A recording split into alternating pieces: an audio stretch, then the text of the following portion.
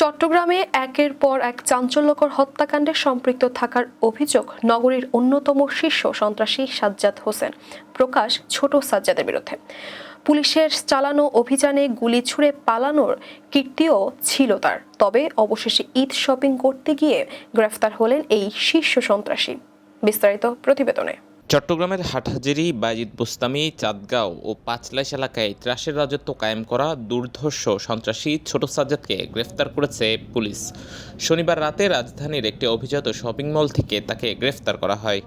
গ্রেফতার সাজ্জাদ হত্যা, অস্ত্র ও চাঁদাবাজি সহ 10টিরও বেশি মামলার আসামি।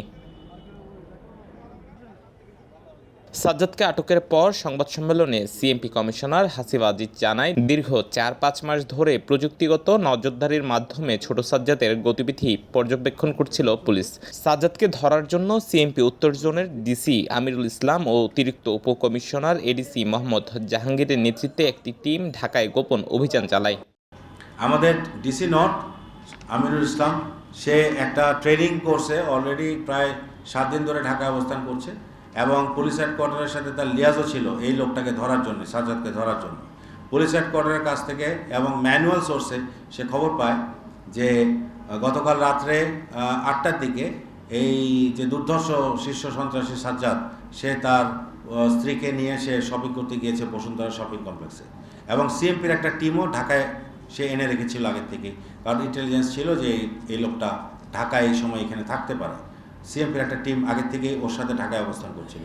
যখন এটা ইনফরমেশন যখন কনফার্ম হয় যে না ঠিক আছে লোকেশন পিন পয়েন্টেড, তখনই তারা ওইখানে বসুন্ধরা শপিং কমপ্লেক্সে গিয়ে তাকে গ্রেফতার করে।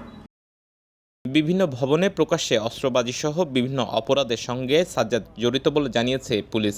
এছাড়া চাঞ্চল্যকর বেশ কিছু হত্যাকাণ্ড ঘটিয়ে নগরবাসীর মাঝে ত্রাস সৃষ্টিরও অভিযোগও রয়েছে তার বিরুদ্ধে। সর্বশেষ বায়েজিদ থানার ওসিকে ফেসবুক লাইভে এসে হুমকি দেয় সে।